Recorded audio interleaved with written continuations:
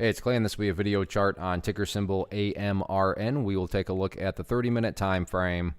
Real quick, what do I mean by 30-minute in case maybe you're new to charts? Instead of each one of these candlesticks here representing 1 day's worth of price action, which is what you would normally see, each one represents 30 minutes. So all this here may look like several days worth of time. It's actually today's price action broken down into 30-minute time slices. I like through this time frame that does a good job of telling the quote-unquote story of the price, and then makes mapping out levels of support and resistance a bit easier to see. I mean, this chart played out pretty perfectly as far as, what I talked about on the video from Friday.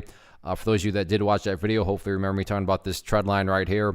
And you can see this morning, the price did get, in technical jargon, the breakout.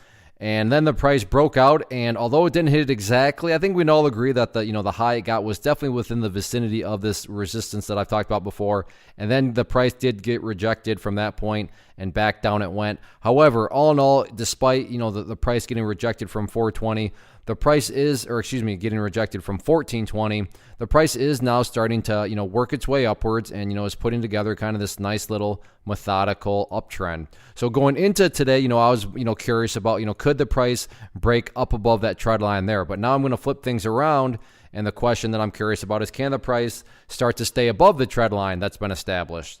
So after today's price movement, you can see here that given that with this pullback, it did ultimately, put in a higher low and then bounced upwards a little bit from there. It's now giving me the ability to draw this trend line. So again, it's converted. We flipped the script here.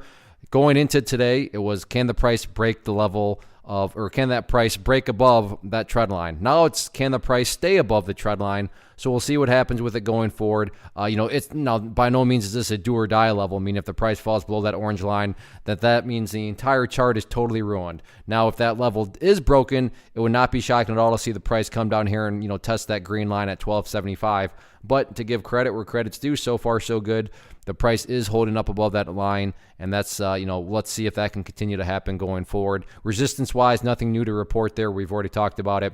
1420 still remains that key level of resistance right there. But all in all, nice solid move. Got the trend line break, pulled back, build a higher low on the pullback. So let's see if the price can stay above this new trend line or not.